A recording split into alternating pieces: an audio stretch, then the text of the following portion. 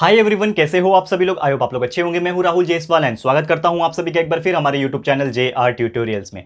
Friends, आज again आपके सामने एक मोस्ट इंपॉर्टेंट हिस्ट्री का लेक्चर वीडियो लेकर आ चुका हूं दोस्तों, जिसमें आज के दिन हम लोग पढ़ने वाले हैं हमारे 9th स्टैंडर्ड के लिए हिस्ट्री सब्जेक्ट का जो हमने चैप्टर की शुरुआत की थी दोस्तों, one of the most important chapter in the Indian history, जिसका नाम है दोस्तों इकोनॉमिक डेवलपमेंट। तो आज हम इस चैप्टर का लेक्चर नंबर 4 आपके लिए लेकर आ गए हैं, जो कि अगेन एक बहुत ज्यादा इंपॉर्टेंट लेक्चर वीडियो होने वाला है। तो दोस्तों, जैसा कि आप जानते हैं कि इसके प्रीवियस लेक्चर्स में हमने इस चैप्टर का अगर हम बात करें तो हमने 5 ईयर जो प्लान्स होता है उसको कंप्लीट किया था। आपको पता है कि हमने टोटल 9 5 ईयर प्लान आपको एक एक करके एक्सप्लेन किया कि हर 5-5 साल में गवर्नमेंट ने क्या क्या प्लान किया, क्या क्या एक्शन लिया और किस प्रकार हमारे इंडिया का जो इकोनॉमी है उसको कैसे डेवलप किया। क्योंकि चैप्टर का नाम भी आप देखोगे तो इकोनॉमी डेवलपमेंट है, तो किस प्रकार डेवलप किया इकोनॉमी को, इंफ्रास्ट्रक्चर को कैसे डेवलप किया, इंडस्ट्रियलाइजेशन कैसे लाया, मॉडर्नाइजेशन कैसे आया, बाकी चीजों कैसे डेवलप हुई, तो ये हमने ऑलरेडी देख लिया। अब यहां पे एक मोस्ट इंपॉर्टेंट टॉपिक आज के दिन हम लोग को पढ़ना है, जिसका नाम है दोस्तों नेशनलाइजेशन ऑफ बैंक। क्योंकि ये भी एक बहुत बड़ा स्टेप था हमारे इंडियन इकोनॉमी के लिए कि जो बैंक्स होते थे एक टाइम पे वो क्या होते थे, प्राइवेट होते थे, ठीक है ना। बहुत ही कम ऐसे बैंक थे जो नेशनलाइज थे। तो बैंक्स पहले प्राइवेट होते थे, जिसके पास बहुत ज्यादा पैसा होता था वो क्या करता था, बैंक्स को क्या करता था, खरीदता था। अब मैं इसको स्टोरी बताऊंगा, लेकिन इसके पहले आपको मैं बोलूंगा कि आप प्लेलिस्ट को चेक करते रहना कंटिन्यूअसली, क्योंकि जो लोग नए हैं उनको शायद पता नहीं कि हमने पूरा प्लेलिस्ट अपडेट करके रखा हुआ है। आपको बहुत सारी चीजें मिल जाएगी और आने वाले टाइम में और भी अच्छे से अपडेट हो जाएगा, तो हर चीज आपको बहुत ही अच्छे से मिलती रहेगी। तो please check it out. And साथ ही में हमारे 2 और चैनल है, JR टॉक्स और JR व्लॉग्स, उसको आप विजिट कर सकते हो। अगर हमें आप पसंद करते हो, हमें सपोर्ट करना चाहते हो, तो डेफिनेटली आप उस चैनल को जाकर विजिट करो, चैनल को सब्सक्राइब कर देना। और अगर आपने अभी तक इंस्टाग्राम पे हमें फॉलो नहीं किया है तो जरूर फॉलो कर लेना, क्योंकि वहां पे हम आपको नोटिफिकेशन या फिर कुछ इंपॉर्टेंट अपडेट जो रहता है वो स्टोरी के फॉर्म में बताते रहते हैं, ठीक है। चलिए शुरुआत करते हैं। हेडिंग डाल देता हूं मैं सबसे पहले, बैंक्स नेशनलाइजेशन, यानी nationalisation of bank, national of bank, ठीक है। अब सभी आप जानते हैं, जैसे मैं आपको बता रहा था अभी, कि बैंक्स जो होते थे पहले के जमाने में, ठीक है ना, एक क्या होता था बैंक, मतलब क्या होता है, एक ऐसा जगह जहां पे हम अपना पैसा रखते हैं। क्योंकि घर में रखना एक टाइम पे सेफ नहीं होता है, और घर में रखने से पैसा बढ़ता नहीं है। क्योंकि आप अगर आपके पास समझ लो 1 लाख रुपया है, तो 1 लाख रुपया आप घर पे आप रखोगे तो वो 1 लाख का कुछ भी पैसा बढ़ेगा नहीं। आप चाहे उसको 50 साल भी अपने घर में रख लो, एक तिजोरी में रख लो, वो नहीं बढ़ने वाला है। लेकिन वही पैसा आप अगर किसी बैंक में रखोगे तो उसके प्रति आपको क्या मिलता है, इंटरेस्ट मिलता है, ये आप जानते हो। तो यानी कि हो सकता है कि 1 लाख के ऊपर आपको 1 साल के अंदर 4000 इंटरेस्ट मिल जाए 4% के हिसाब से। तो कहीं ना कहीं अगर हम बात करें तो बैंक में रखना इस फायदेमंद for the normal people, so that will get interest and वो पैसा सेफ रहेगा, बैंक उसकी गारंटी लेगा। लेकिन वो बैंक जो होते थे वो प्राइवेट बैंक होते थे, तो यहां पे एक डर होता था लोगों को कि यार ये प्राइवेट बैंक है, तो इसका जो मालिक है बैंक का वो एक नॉर्मल इंसान है। नॉर्मल इंसान मतलब कोई बिजनेसमैन है, उसका एक बैंक है, वो पैसा लेके भाग गया तो क्या होगा, हमारा पैसा तो डूब जाएगा। तो ये कहीं ना कहीं लोगों के मन में रहता था। तो इसीलिए गवर्नमेंट ने सबसे पहले सोचा कि हम जो है बैंक्स को नेशनलाइज करेंगे, सो दैट वो बैंक कहलाएगा एज ए गवर्नमेंट बैंक। वो क्या कहलाएगा, एज ए गवर्नमेंट बैंक कहलाएगा, क्योंकि गवर्नमेंट उससे जुड़ जाएगा। और जब गवर्नमेंट जुड़ जाता है किसी चीज से, तो लोगों का भरोसा उस चीज के ऊपर अपने आप आ जाता है। जैसे आज के डेट में आपको अगर कोई मैं पूछूंगा कि आपके पास 1 करोड़ रुपए है, समझ लो, अब 1 करोड़ आप कहां रखना पसंद करोगे, एक प्राइवेट बैंक में रखना पसंद करोगे जिसमें इंटरेस्ट 5% मिलता है, और आप एक सरकारी जो बैंक है, गवर्नमेंट जो बैंक है, उसमें 4% ही इंटरेस्ट मिलता है, तो आप किस में रखना पसंद करोगे। तो आप बोलोगे कि मैं गवर्नमेंट बैंक में रखना पसंद करूंगा, भले ही इसमें इंटरेस्ट कम मिले लेकिन यहां पे सेफ्टी ज्यादा है। तो लोग सेफ्टी के ऊपर ज्यादा जाते हैं, इसीलिए गवर्नमेंट ने ये चीज नेशनलाइज करना शुरू कर दिया। तो वो टाइम पे जब प्राइम मिनिस्टर हमारे पंडित जवाहरलाल नेहरू जब थे, लाल बहादुर शास्त्री, वो टाइम पे जब बैंकिंग तो मोनोपोली यहां पे एक तरीके से प्राइवेट सेक्टर का ही होता था, क्योंकि ज्यादातर लोग प्राइवेट सेक्टर से ही जुड़े हुए थे, गवर्नमेंट का ज्यादा रोल नहीं था। तो बैंक जो थे यहां पे अपने अलग अलग इंडस्ट्रियल ग्रुप्स को रिप्रेजेंट करते थे। तो जो डायरेक्टर जो होते थे बैंक के डायरेक्टर इन द सेंस जो मालिक होते थे बैंक के, वो यहां पे सब एक साथ मिलकर डेवलप करना चाहते थे और जो प्रॉफिट है उसको इंक्रीज करना चाहते थे। तो इसीलिए इसको रोकने के लिए जो गवर्नमेंट है वो सामने आई और उन्होंने नेशनलाइज किया, और यहां पे इंपीरियल बैंक 1955 में शुरू किया। देखो यहां पे मैं बता रहा हूं, ठीक है, क्या बता रहा हूं, इंपीरियल बैंक गवर्नमेंट ने शुरू किया 1955 में, 1955 में गवर्नमेंट ने शुरुआत किया नेशनलाइज बैंक, जिसका नाम था इंपीरियल बैंक 1955 में, एंड उसको कन्वर्ट कर दिया गया बाद में। आप सभी जानते हैं आज के डेट में जो सबसे बड़ा गवर्नमेंट का बैंक हमारे देश में है, जिसका नाम है दोस्तों SBI, state bank of India. आप सभी जानते होंगे, आपके सभी के पेरेंट्स के भी शायद कुछ अकाउंट होंगे, ठीक है ना, बहुत सारे लोग के अकाउंट होते हैं, इवन मेरा भी अकाउंट SBI में है, ठीक है। तो यहाँ पे इंपीरियल जो बैंक है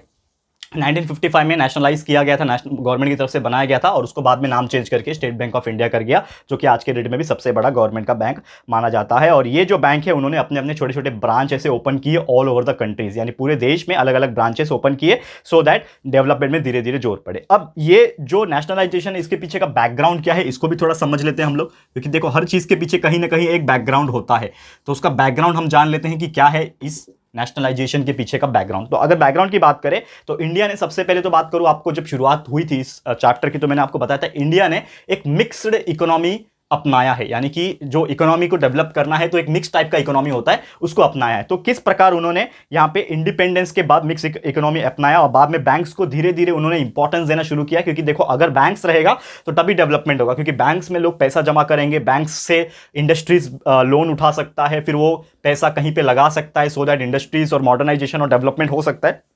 इस हिसाब से ये स्कीम्स जो है शुरू होने लगे धीरे धीरे। तो वो टाइम पे क्या हो गया कि जो पंडित जो हमारे जो प्राइम मिनिस्टर थे वो टाइम पे, ठीक है ना, पंडित जवाहरलाल नेहरू, तो इन्होंने बहुत ज़्यादा एफर्ट लगाया था इस चीज़ को नेशनलाइज करने के लिए। बाद में जब धीरे धीरे पंडित जवाहरलाल नेहरू के बाद बहुत सारे प्राइम मिनिस्टर बने, फिर जब इंदिरा गांधी जब प्राइम मिनिस्टर बनी, ठीक है ना, तो उन्होंने 14 बैंक को नेशनलाइज किया, कभी 19 जुलाई 1969 में, ठीक है, 19 जुलाई 1969 में, 1969 में उन्होंने 14 बैंक को नेशनलाइज किया, ठीक है, जिसमें बहुत सारे बैंक थे, जैसे बैंक ऑफ बड़ौदा था, बैंक ऑफ इंडिया था, बैंक ऑफ महाराष्ट्र था, कैनरा बैंक था, central bank of India, Dena bank, Indian overseas, there are so many banks, आपको अपने सिलेबस में देखने मिल जाएगा। तो इतने सारे बैंक, 14 बैंक को एक ही साथ उन्होंने नेशनलाइज किया और उन्होंने इंपॉर्टेंस दिखाया कि अब बैंकिंग का जमाना है दोस्तों, क्योंकि अब लोग थोड़े बहुत पैसे कमा रहे हैं, उनका सेविंग्स अगर हो रहा है तो वो बैंक में डिपॉजिट करेंगे, और साथ ही में जो इंडस्ट्रीज है उनके लिए भी बैंक से जुड़ना बहुत ज्यादा जरूरी है, तभी जाके वो अपने आप को डेवलप कर पाएंगे और ये सब चीजें होती रहेगी। तो ये सब चीज के पीछे ये बैकग्राउंड रहा है। और साथ ही में अगर हम बात करें कि यहाँ पे गवर्नमेंट के लिए भी बहुत जरूरी हो गया था, क्योंकि गवर्नमेंट के पास भी धन होना चाहिए, क्योंकि देखो कोई भी गवर्नमेंट या फिर सरकार चलाने के लिए पैसा चाहिए, तो कहीं ना कहीं अगर बैंक से गवर्नमेंट जुड़ा रहेगा तो कहीं ना कहीं एक ट्रेजरी उनके पास रहेगा, और साथ ही में वो जो अलग अलग पॉलिसीज जब लाते हैं वो लोग डेवलपमेंट के लिए, तो वो लोग कर पाएंगे इजीली। तो जितने भी छोटी छोटी इंडस्ट्रीज होती है, फार्मास्यूटिकल ये आपकी कंपनी जो होती है, इंडस्ट्रीज जो होती है, इसको कैसे इंप्लीमेंट किया जाए, कैसे उसके पीछे पैसा लगाया जाए, तो ये सब पीछे का भी जो प्लान था वो कहीं ना कहीं इंक्लूड किया गया था इसी चीज में। फिर जो लाल बहादुर शास्त्री जो थे, आपको पता ही है, ठीक है, तो लाल बहादुर शास्त्री जो थे उन्होंने एक ग्रीन रिवॉल्यूशन का एक कंसेप्ट लेके आए, एक एक्सपेरिमेंट किया। What do mean by green revolution? That is agriculture को कैसे हम लोग आगे बढ़ाएंगे, इसी को हम लोग ग्रीन रिवॉल्यूशन बोलते हैं। तो ये जब ग्रीन रिवॉल्यूशन का जब कंसेप्ट आया तो वो टाइम पे कैसा था, सूखा पड़ गया था, फूड की कमी हो गई थी, शॉर्टेज हो गया था, ड्रॉट हो गया था, सूखा बहुत पड़ गया था, तो उसको कैसे डेवलप किया जाए, ये सब चीज उन्होंने सोचा था। और जब प्राइम मिनिस्टर इंदिरा गांधी थी, ऑब्वियसली कांग्रेस से वो बिलोंग करती थी वहां पे, तो उन्होंने एक तरीके से ये आइडियाज को अपनाया था और बैंक्स को नेशनलाइज किया था, कमर्शियलाइजेशन किया था, ताकि जो चीजें हैं ना जो बेहतर हो जाए और पैसा जो है वो देश में बना रहे। और साथ ही में बहुत सारे जो अपोजिशन के भी पार्टी के जो लीडर्स वगैरह थे उन्होंने भी इस चीज का सपोर्ट किया था, क्योंकि वो चीज समझते हैं, क्योंकि आज भी अगर कोई एक गवर्नमेंट है और उसके अपोजिशन में दूसरी गवर्नमेंट है, तो जब एक गवर्नमेंट कुछ सही फैसला करती है तो ऑब्वियसली अपोजिशन उसको सपोर्ट करना ही चाहिए, क्योंकि यार अगर देश के हित में फैसला है, देश का इससे भला हो रहा है, तो यार अपोजिशन डेफिनेटली सपोर्ट करेगा। तो वो टाइम पे भी लगभग ऐसा ही हुआ, ठीक है ना। फिर आया अपना 20 पॉइंट प्रोग्राम, ठीक है, तो ये 20 पॉइंट प्रोग्राम क्या है इसको भी समझ लेते हैं, फिर आज का लेक्चर को हम लोग स्टॉप करेंगे, ठीक है। 20 पॉइंट प्रोग्राम, अब इसको हम लोग समझते हैं कि 20 पॉइंट प्रोग्राम क्या है, मतलब कुछ 20 पॉइंट का प्रोग्राम होगा कहीं ना कहीं। तो ये 20 पॉइंट प्रोग्राम्स की अगर बात करें, जो प्राइम मिनिस्टर इंदिरा गांधी जो थी उन्होंने अनाउंस किया था 20 पॉइंट प्रोग्राम, और ये अनाउंसमेंट किया था 1 जुलाई 1975 में, जब उनका टेन्योर चल रहा था, जब वो प्राइम मिनिस्टर थी, तो 1 जुलाई 1975 में उन्होंने एक प्रोग्राम की लॉन्च की थी, एक प्रोग्राम को बनाया था जिसमें कुछ 20 पॉइंट्स थे, और 20 points is nothing but 20 important steps थे। तो वो कैसे होगा ये हम लोग यहां पे डिस्कस करेंगे। तो उन्होंने इसी चीज के ऊपर फोकस किया था कि किस प्रकार हमें एफर्ट्स लेना है ताकि हमारा जो देश है वो रैपिडली डेवलप करे, जितना ज्यादा हो सके डेवलप करे। बैंक्स का नेशनलाइजेशन ऑलरेडी हो चुका था, तो ये सब चीज के ऊपर ध्यान देना उनका ये 20 पॉइंट प्रोग्राम में शामिल था, जिसमें से यहाँ पे बहुत सारे पॉइंट्स मेंशन किए हुए। तो कुछ पॉइंट्स यहाँ पे मेंशन करना चाहूंगा, जैसे कि लैंड जो था, कि शहरों में जो लैंड है उसको एक्वायर किया जाए, ताकि इंफ्रास्ट्रक्चर को डेवलप किया जा सके, रेलवेज को डेवलप किया जा सकते, बिल्डिंग्स को डेवलप किया जा सके, और साथ ही में जो एग्रीकल्चरल जो लैंड होता है, फिर जो वेल्थ होता है, उसको इक्वली डिवाइड किया जा सके, और लोगों के लिए, वर्कर्स के लिए भी कम से कम वेजेस, यानी कि जो पगार होता है, जो वेज होता है, वो डिसाइड किया जा सके, और जो वाटर कंजर्वेशन स्कीम्स है उसको भी यहां पे लागू किया जा सके, क्योंकि देखो पानी भी तो बचाना है ना, तो वो प्रॉपर लैंड का वहां पे व्यवस्था होने लगा। और भी बहुत सारी चीज के ऊपर फोकस किया गया कि वर्कर्स के ऊपर, ये पॉइंट में ये भी चीज शामिल था कि वर्कर्स जो होते हैं ना, उनको कैसे पार्टिसिपेट करवाया जाए, क्योंकि देखो अगर आप इंडस्ट्रीज खोल लोगे, बहुत सारी इंडस्ट्रीज है, स्टील इंडस्ट्रीज है, फार्मास्यूटिकल इंडस्ट्रीज है, और there are so many industries, chemical है वगैरह वगैरह, ठीक है ना। लेकिन वो इंडस्ट्रीज के अंदर अगर कोई वर्कर ही नहीं होगा काम करने के लिए, क्योंकि अगर आप कंपनी तो खोल लोगे लेकिन उसमें काम करने के लिए लोग ही नहीं रहेंगे, तो वो चीज नहीं चलने वाला है और देश आगे नहीं बढ़ सकता इस चीज के लिए। तो यही चीज पार्टिसिपेशन करवाया गया, वर्कर्स लोग को प्रेरित किया गया कि आप इंडस्ट्रीज में जाइए, पार्टिसिपेट कीजिए। फिर नेशनल ट्रेनिंग स्कीम चलाया गया। नेशनल ट्रेनिंग स्कीम क्या होता है कि कहीं ना कहीं कुछ लोगों को ट्रेन किया जाए सबसे पहले, क्योंकि अगर आप लोग को ट्रेनिंग दे दोगे तो उनको समझ में आ जाएगा कि हाँ काम कैसे करते हैं, इस चीज में कैसे काम होता है। तो वो ट्रेनिंग उनको प्रोवाइड की जाती थी ताकि वो लोग भी आगे डेवलप कर सके और इंडस्ट्रीज में जाके काम कर सके और देश को आगे बढ़ा सके, ठीक है ना। फिर ऐसे बॉन्डिंग तैयार किया गया। बॉन्डिंग इन द सेंस क्या होता है कि जैसे कि एक बॉन्ड होता है कि आप एक वर्कर हो और आप किसी कंपनी में काम कर रहे हो, किसी इंडस्ट्रीज में काम कर रहे हो, तो एक बॉन्ड तैयार किया गया कि 1 साल के पहले आप नहीं छोड़ सकते, 2 साल के पहले आपको इतना मिनिमम काम तो करना ही पड़ेगा। तो ऐसे बॉन्ड लेबर के साथ ऐसा तैयार करने लगे। फिर कैसे टैक्स को यहाँ पे प्रिवेंट किया जाए इवेजन से, फिर इकोनॉमिक क्राइम्स को कैसे रोका जाए, स्मगलिंग को कैसे रोका जाए, तो ये सब चीज़ के ऊपर भी ध्यान देने लगे। फिर जो बेसिक नेसेसिटी होती है इसके प्राइस को कैसे मेंटेन किया जाए, क्योंकि देखो जब बेसिक जो चीज़ होती है, लोग को क्या चाहिए, खाना पीना और कपड़ा, रोटी कपड़ा और मकान ही चाहिए ना बेसिकली। तो यार ये जो बेसिक चीज़ें होती है ना, जो डे टू डे लाइफ की जो चीजें होती हैं, इसके प्राइजेस बहुत ज़्यादा आसमान ना छुएं, एक प्राइस मेंटेन रहे, तो उसको रेगुलेट करना हो गया। फिर कैसे पब्लिक का जो चीज़ें हम देते हैं, पब्लिक डिस्ट्रीब्यूशन सिस्टम जिसको बोलते हैं, उसको कैसे मेंटेन करना है। तो ये सब चीज़ के ऊपर बहुत ज़्यादा गवर्नमेंट ने उस टाइम पे, जब इंदिरा गांधी थी तो वो टाइम पे काफ़ी ज़्यादा फोकस कर रहे थे वहां पे इस 20 पॉइंट प्रोग्राम्स के थ्रू। फिर अगर बात करें तो टेक्सटाइल इंडस्ट्रीज को कैसे इंप्रूव करना है, क्योंकि देखो वो जो जमाना था, वो टाइम पे कपड़े जो पहनावे थे वो भी चेंज हो रहे थे, क्योंकि लोग धीरे धीरे अभी वेस्टर्न चीज़ को फॉलो कर रहे थे। आपको पता ही है कि एक टाइम ऐसा था कि लोग लुंगी पहन लेते थे, कुर्ता पहन लेते थे, एंड पता नहीं क्या क्या पहनते थे। लेकिन आज के डेट में आप देखो टोटली हमारा लाइफस्टाइल चेंज हो गया। हम टी शर्ट्स पहनते हैं, हम जीन्स पहनते हैं, हम शॉर्ट्स पहनते हैं, ठीक है ना, अलग अलग डिजाइनर्स कपड़े आ गए हैं। तो उस जमाने से भी टेक्सटाइल इंडस्ट्रीज पे कैसे फोकस किया जाए, कैसे बढ़ाया जाए। हैंडलूम सेक्टर जो होता है, वेविंग लूम्स जो होते हैं, आज के डेट में आप देखोगे जो भी आपके पेरेंट्स अगर टेक्सटाइल में काम करते हैं तो उनको पूछना लूम खाता क्या होता है, ठीक है ना। बहुत सारे ऐसे फैब्रिक्स होते हैं अलग अलग टाइप के, तो उसको डेवलप करना। फिर कम्युनिकेशन फैसिलिटीज को कैसे एस्टैब्लिश करना है, क्योंकि आप एक जगह हो, कोई और दूसरे शहर में है, दूसरे स्टेट में है, तो उससे कैसे हम कम्युनिकेट कर पाएं, तो ये कम्युनिकेशन सिस्टम भी एस्टैब्लिश करना, बातें कैसे करेंगे। फिर एजुकेशनल इक्विपमेंट्स, कैसे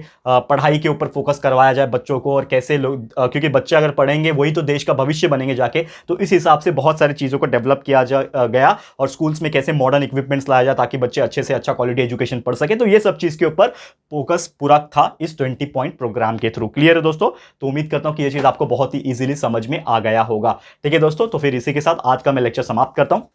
ज़्यादा बड़ा आज का लेक्चर नहीं था, शॉर्ट ही रखना था, क्योंकि आगे के जो चीज़ें हैं, दैट इज एक टॉपिक है हमारा वर्कर्स का, बहुत सारा इशू हो गया था, तो ये काफ़ी बड़ा टॉपिक है, तो इसको हम लोग नेक्स्ट लेक्चर में कंटिन्यू करेंगे। तो बस आज के लिए वीडियो मैं यहीं पे समाप्त करूंगा और उम्मीद करता हूं कि आपके लिए आज का वीडियो अच्छे से समझ में आ गया होगा, जो भी चीज़ हमने आपको डिस्कस किया। तो लेक्चर नंबर 5 जल्द से जल्द आ जाएगा। तो आज के लिए वीडियो इतना ही।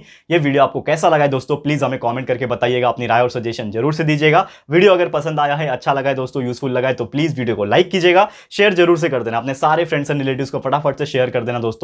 एंड अगर आपने अभी तक इस चैनल को सब्सक्राइब नहीं किया है तो फटाफट से हमारे चैनल को भी सब्सक्राइब कर देना, साथ में एक बेल आइकन होता है उसको प्रेस कर देना, ताकि फ्यूचर में हम कोई भी वीडियोस को अपलोड करेंगे तो आप लोग को नोटिफिकेशन मिलती रहेगी। ठीक है फ्रेंड्स, तो मिलते हैं हमारे अगले वीडियो में। ये वीडियो देखने के लिए thank you and good bye.